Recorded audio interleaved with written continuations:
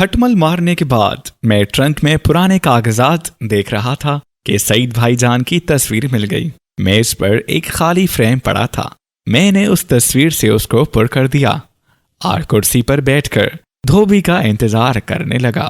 हर इतवार को मुझे इसी तरह इंतजार करना पड़ता था क्योंकि हफ्ते की शाम को मेरे धुले हुए कपड़ों का स्टॉक खत्म हो जाता था। मुझे स्टॉक तो नहीं कहना चाहिए, इसलिए कि मुफलिसी के इस जमाने में मेरे सिर्फ इतने कपड़े थे जो बमुश्किल 6-7 दिन तक मेरी वज़ादारी कायम रख सकते थे। मेरी शादी की बातचीत हो रही थी और इस सिलसिले में पिछले 2-3 इतवारों से मैं महम जा रहा था। धोबी शरीफ आदमी था, यानी धुलाई ना मिलने के बावजूद हर इतवार को बाकायदगी के साथ पूरे 10 बजे मेरे कपड़े ले आता था। लेकिन फिर भी मुझे खुटकता था कि ऐसा ना हो मेरी नादहनगी से तंग आकर किसी रोज मेरे कपड़े चोर बाजार में फरोख्त कर दे और मुझे अपनी शादी की बातचीत में बगैर कपड़ों के हिस्सा लेना पड़े, जो कि जाहिर है बहुत ही मयूब बात होती। खोली में मरे हुए खटमलों की निहायत ही मकरू रूह फैली हुई थी। मैं सोच रहा था कि उसे किस तरह दबाऊं कि धोबी आ गया। साहब सलाम करके उसने अपनी गठरी खोली और मेरे गिनती के कपड़े मेज पर रख दिए। ऐसा करते हुए उसकी नजर सईद भाईजान की तस्वीर पर पड़ी। एकदम चौंक कर उसने उसको गौर से देखना शुरू कर दिया और एक अजीबोगरीब आवाज हल्क से निकाली, है। मैंने उससे पूछा, क्या बात है धोबी? धोबी की नजरें इस तस्वीर पर जमी रहीं। ये तो साइद शालिम बॉलिस्टर है। कौन? धोबी ने मेरी तरफ देखा और बड़े वसूख से कहा, साइद शालिम बॉलिस्टर, तुम जानते हो इन्हें? धोबी ने जोर से सर हिलाया। हाँ, 2 भाई होता, उधर कोलाबा में उनका कोठी होता, साइद शालिम बॉलिस्टर में उनका कपड़ा धोता होता। मैंने सोचा ये 2 बरस पहले की बात होगी क्योंकि सईद हसन और मोहम्मद हसन भाईजान ने फिजी आइलैंड जाने से पहले तकरीबन 1 बरस बंबई में प्रैक्टिस की थी। चुनाचा मैंने उससे कहा, 2 बरस पहले की बात करते हो तुम? धोबी ने जोर से सर हिलाया। हाँ, साइद शालिम बॉलिस्टर जब गया तो हमको एक पगड़ी दिया, एक धोती दिया, एक कुर्ता दिया, नया, बहुत अच्छा लोग होता। एक का दाढ़ी होता, ये बड़ा। उसने हाथ से दाढ़ी की लंबाई बताई और सईद भाईजान की तस्वीर की तरफ इशारा करके कहा, ये छोटा होता। उसका 3 बावा लोग होता, 2 लड़का, 1 लड़की। हमारे संग बहुत खेलता होता। कोलाबे में कोठी होता, बहुत बड़ा। मैंने कहा, धोबी ये मेरे भाई हैं। धोबी ने हल्क से अजीबोगरीब आवाज निकाली, है? साइद शालिम बॉलिस्टर? मैंने उसकी हैरत दूर करने की कोशिश की और कहा, ये तस्वीर सईद हसन भाईजान की है, दाढ़ी वाले मोहम्मद हसन हैं। धोबी ने मेरी तरफ घूर के देखा, फिर मेरी खोली की गलाजत का जायजा लिया। एक छोटी सी कोठड़ी थी, बिजली की लाइट से महरूम। एक मेज था, एक कुर्सी और एक टाट की कोट जिसमें 1000 राह खटमल थे। धोबी को यकीन नहीं आता था कि मैं साइद शालिम बॉलिस्टर का भाई हूं, लेकिन जब मैंने उसको उनकी बहुत सी बातें बताई तो उसने सर को अजीब तरीके से जंबिश दी और कहा, साइद शालिम बॉलिस्टर कोलाबे में रहता और तुम इस खोली में? मैंने बड़े फलसफाना अंदाज में कहा, दुनिया के यही रंग हैं धोबी, कहीं धूप कहीं छांव, 5 उंगलियां एक जैसी नहीं होती। हाँ साहब, तुम बरोबर कहता है। ये कहकर धोबी ने गठड़ी उठाई और बाहर जाने लगा। मुझे उसके हिसाब का ख्याल आया। जेब में सिर्फ 8 आने थे, जो शादी की बातचीत के सिलसिले में महम तक आने जाने के लिए मुश्किल काफी थे। सिर्फ ये बताने के लिए मेरी नीयत साफ है। मैंने उसे ठहराया और कहा, धोबी कपड़ों का हिसाब याद रखना, खुदा मालूम कितनी धुलाइयां हो चुकी हैं। धोबी ने अपनी धोती का रंग दुरुस्त किया और कहा, साहब हम हिसाब नहीं रखते। साइद शालिम बॉलिस्टर का 1 बरस काम किया, जो दे दिया ले लिया, हम हिसाब जानत ही ना हैं।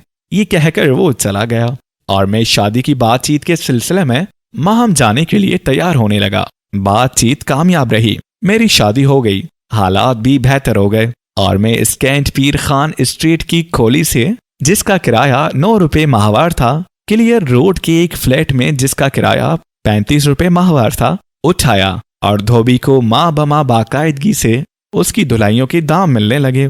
धोबी खुश था कि मेरे हालात पहले की बनिस्बत बेहतर हैं। चुनाचा उसने मेरी बीवी से कहा, बेगम साहब का भाई साइद शालिम बॉलिस्टर बहुत बड़ा आदमी होता, उधर कोलाबा में रहता होता। जब गया तो हमको एक पगड़ी, एक धोती, एक कुर्ता दिया होता।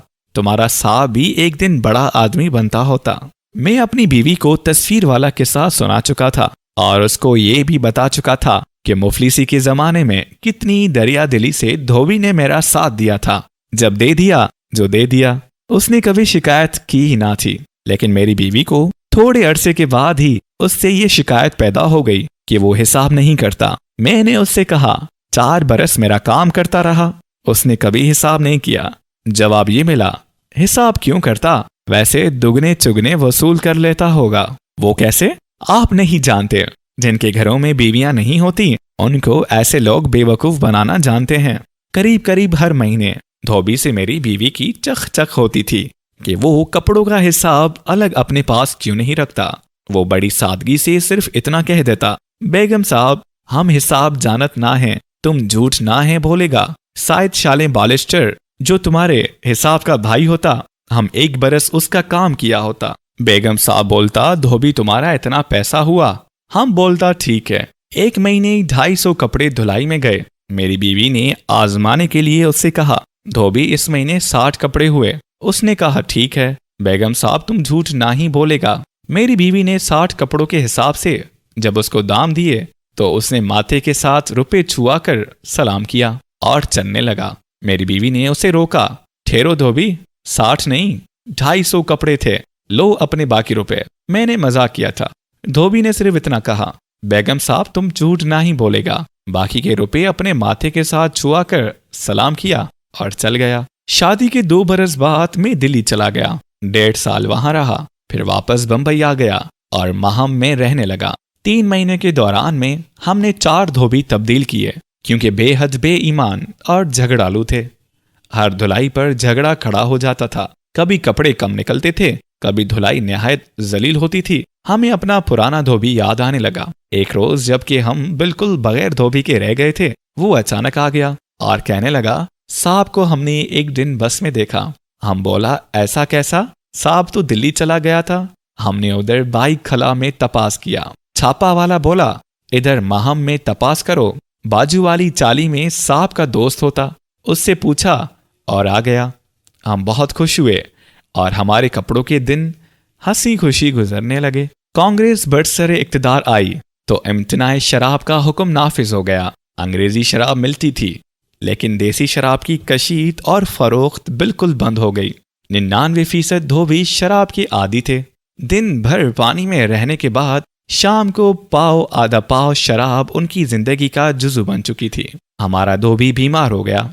इस बीमारी का इलाज उसने इस जहरीली शराब से किया जो नाजायज तौर पर कशीद करके छुपे चोरी बिकती थी।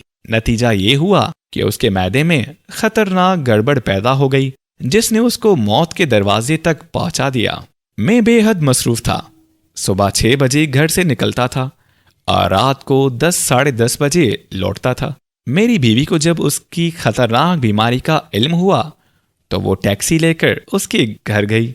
नौकर और शोफर की मदद से उसको गाड़ी में बिठाया और डॉक्टर के पास ले गई। डॉक्टर बहुत मुतासिर हुआ, चुनाचा उसने फीस लेने से इनकार कर दिया। लेकिन मेरी बीवी ने कहा, डॉक्टर साहब आप सारा सवाब हासिल नहीं कर सकते। डॉक्टर मुस्कुराया, तो आधा आधा कर लीजिए। डॉक्टर ने आधी फीस कबूल कर ली। धोबी का बाकायदा इलाज हुआ। मैदे की तकलीफ चंद इंजेक्शनों ही से दूर हो गई। नकाहत थी, वो आहिस्ता आहिस्ता मुकवी दवाओं के इस्तेमाल से खत्म हो गई। चंद महीनों के बाद वो बिल्कुल ठीक ठाक था और उठते बैठते हमें दुआएं देता था।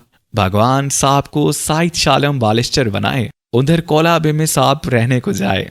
बाबा लोग हैं, बहुत बहुत पैसा हो। बेगम साहब धोबी को लेने आया मोटर में, इधर किले में बहुत बड़े डॉक्टर के पास ले गया जिसके पास मैं होता।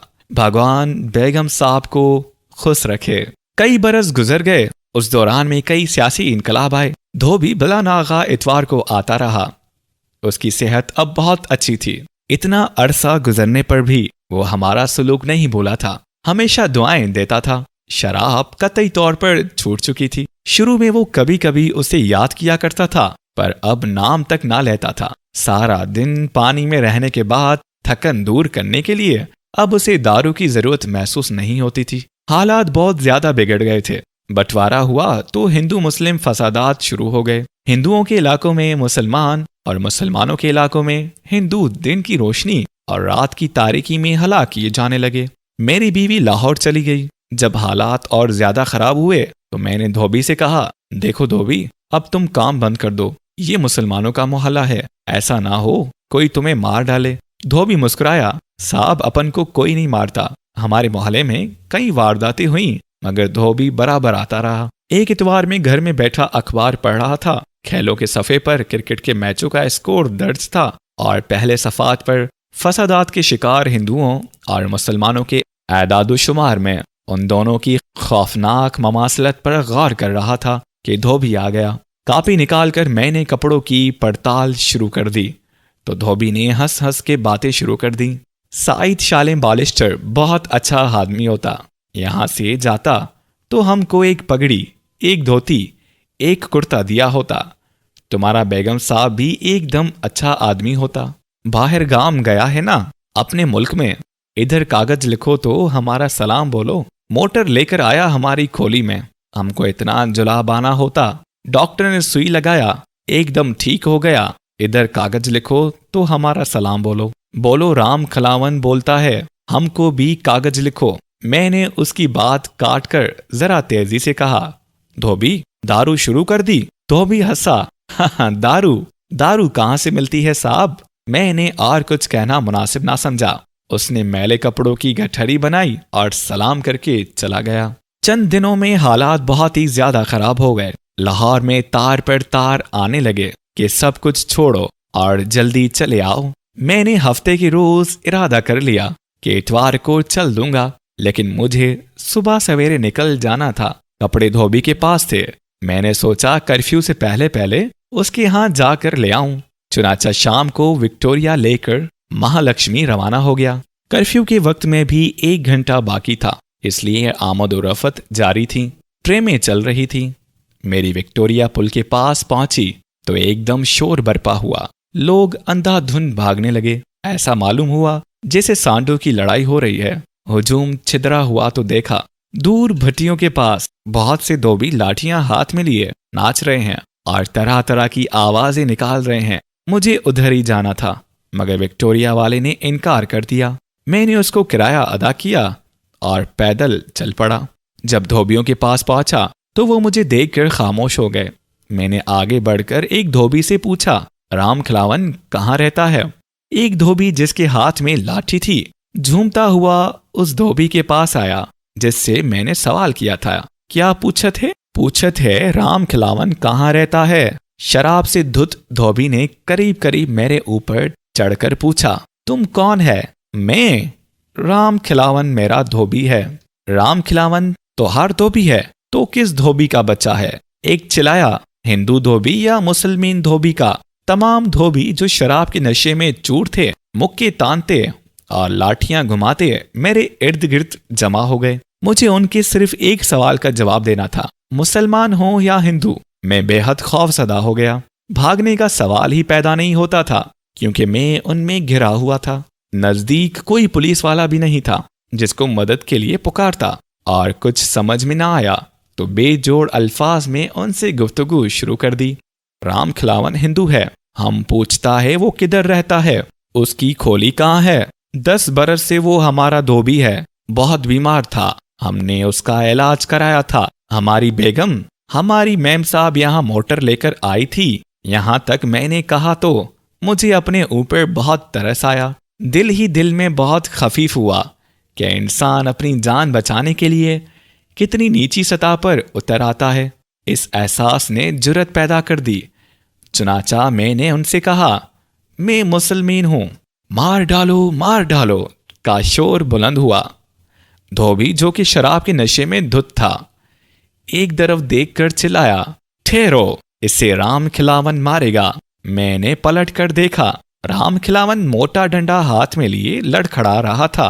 उसने मेरी तरफ देखा और मुसलमानों को अपनी जबान में गालियां देना शुरू कर दी। डंडा सर तक उठाकर गालियां देता हुआ वो मेरी तरफ बढ़ा। मैंने तहकमाना लहजे में कहा, राम खिलावन धाड़ा, चुप कर बे राम खिलावन के। मेरी आखिरी उम्मीद भी डूब गई। जब वो मेरे करीब आ पहुंचा तो मैंने खुश्क गले से होले से कहा, मुझे पहचानते नहीं राम खिलावन? राम खिलावन ने वार करने के लिए डंडा उठाया। एकदम उसकी आंखें सुकड़ी, फिर फैली, फिर सुकड़ी। डंडा हाथ से गिराकर उसने करीब आकर मुझे गौर से देखा और पुकारा, साहब। फिर वो अपने साथियों से मुखातिब हुआ, ये मुसलमान नहीं, साहब है, बेगम साहब का साहब। वो मोटर लेकर आया था, डॉक्टर के पास ले गया था, जिसने मेरा जुलाब ठीक किया था। राम खिलावन ने अपने साथियों को बहुत समझाया, मगर वो न माने। सब शराबी थे। तू मैं शुरू हो गई। कुछ तो भी राम खिलावन की तरफ हो गए और हाथापाई पर नौबत आ गई। मैंने मौका गनीमत समझा और वहां से खिसक गया। दूसरे रोज सुबह 9 बजे के करीब मेरा सामान तैयार था। सिर्फ जहाज के टिकटों का इंतजार था, जो एक दोस्त ब्लैक मार्केट से हासिल करने गया था। मैं बहुत बेकरार था। दिल में तरह तरह के जज्बात उबल रहे थे। जी चाहता था कि जल्दी टिकट आ जाएं और मैं बंदरगाह की तरफ चल दूं। मुझे ऐसा महसूस होता था कि अगर देर हो गई तो मेरा फ्लैट मुझे अपने अंदर कैद कर लेगा। दरवाजे पर दस्तक हुई। मैंने सोचा टिकट आ गए। दरवाजा खुला तो बाहर धोबी खड़ा था। साहब सलाम, मैं अंदर आ जाऊं? आओ। वो खामोशी से अंदर दाखिल हुआ। गठड़ी खोलकर उसने कपड़े निकाल पलंग पर रखे। धोती से अपनी आंखें पहुंची और गुलूगीर आवाज में कहा, आप जा रहे हैं साहब? हाँ। उसने रोना शुरू कर दिया। साहब मुझे माफ कर दो, ये सब दारू का कसूर था। और दारू आजकल मुफ्त मिलती है। सेठ लोग बांटता है कि पीकर मुसलमान को मारो। मुफ्त की दारू कौन छोड़ता है साहब? हमको माफ कर दो, हम पियला था। शायद शालेम बॉलिस्टर हमारा बहुत मेहरबान होता, हमको एक पगड़ी, एक धोती, एक कुर्ता दिया होता। तुम्हारा बेगम साहब हमारा जान बचाया होता। जुलाब से हम मरता होता। वो मोटर लेकर आता, डॉक्टर के पास ले जाता, इतना पैसा खर्च करता, मुल्क जाता। बेगम साहब से मत बोलना राम खिलावन। उसकी आवाज गले में रंध गई। गठरी की चादर कांधे पर डालकर चलने लगा तो मैंने रोका, ठहरो राम खिलावन। लेकिन वो धोती का लांग संभालता तेजी से बाहर निकल गया।